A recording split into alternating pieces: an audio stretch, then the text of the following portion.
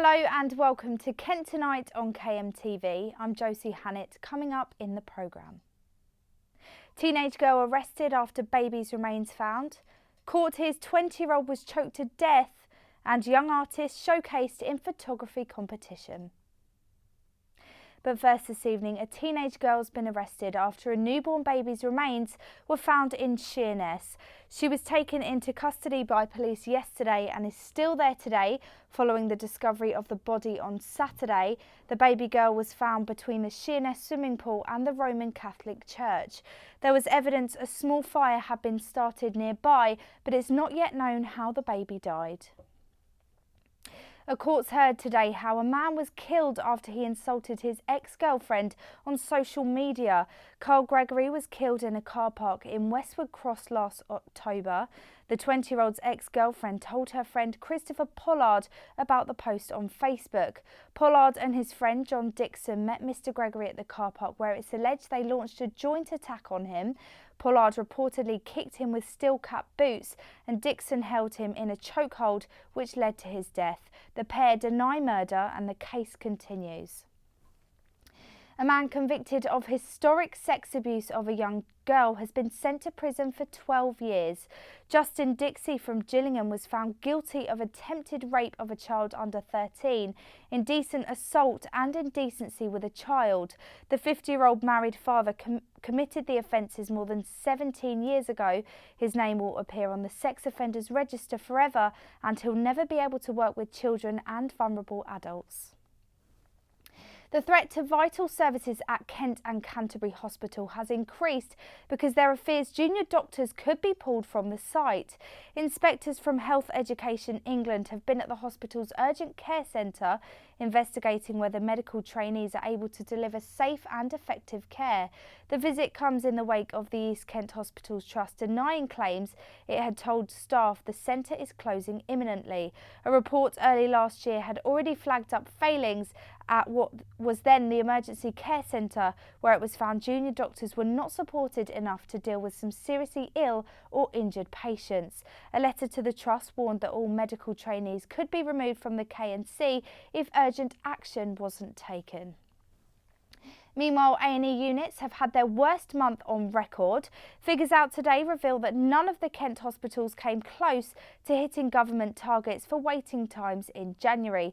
Results were even worse than the previous month, and the NHS was put under further pressure over the winter period. Now, the culprits that set fire to Folkestone's iconic Priz nightclub still haven't been found exactly a year to the day since it burnt down.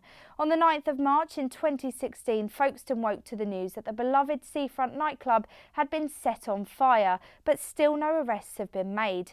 Officers said they were treating the fire as suspicious and issued an appeal for 2 white men who were seen wearing hoodies in the area just before it started. The Priz had already been demolished and had closed down a few months before the incident, but firefighters still spent 12 hours trying to control the flames.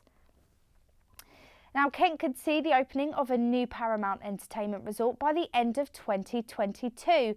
If the government gives it the go-ahead, the opening date for the resort has been put back 3 times already, but a planning application for the theme park and hotels on the Swanscombe Peninsula will be submitted by the end of November. Meanwhile, in Folkestone, a development on the seafront which will see 1,000 new homes being built has begun. This artist's impression shows what the new community area could look like. The long-awaited redevelopment will see new homes, bars, restaurants and a cinema, which will create 500 jobs. Here's Trevor Minter from the Folkestone Harbour Company. The restaurants, the bars, champagne bar at the lighthouse. We've had hundreds of thousands of visitors, and they in turn have enjoyed the place and begun to appreciate what a lovely place this is to live. Because when you stand on the harbour arm, you can see France, you can see Dover, you can see Dungeness, and actually the town looks incredibly attractive from here, and people have grown a new appreciation for it, I think. And photographs from a Europe-wide competition are being shown at the University of Kent. The exhibition, which opened today, is showcasing dozens of artists from across the EU. Louisa Britton went there earlier today. Whether it's being a parent or just getting a tattoo, becoming an adult is a rite of passage for all of us. but it's experienced in different ways, whether it's from individual to individual or from culture to culture. And this is the idea at the heart of a new exhibition, Youth Vision, which opened at the University of Kent, showcasing work from more than 10 European countries. Now, the competition attracted more than 200 entries from across the whole of Europe, and these pictures from Ukraine, Greece and the UK are just a handful of the winners which were unveiled today. Now, although they look like beautiful pieces of art, there's also a political dimension to them as they explore what it means to become an adult. These photographs are also looking to raise awareness of youth unemployment, one of the biggest issues facing the European Union. This is a remarkable effort by the University of Kent, bringing in young people from right across as far away as Ukraine.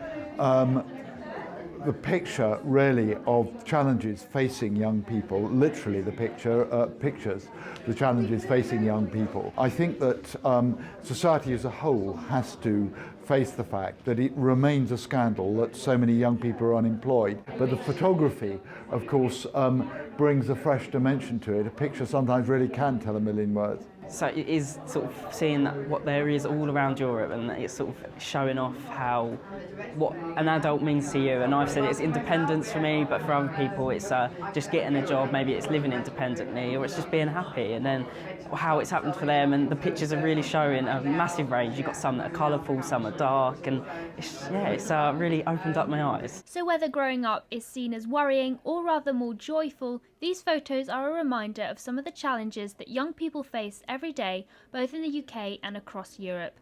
Louisa Britton, KMTV, Canterbury. And just before we go, here's Ivy with the weather.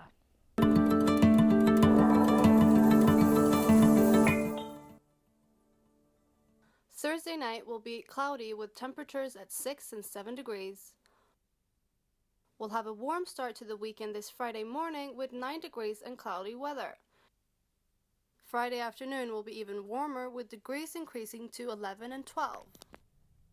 Well, that's it from us this evening. We'll be back again tomorrow with the latest stories from across your county.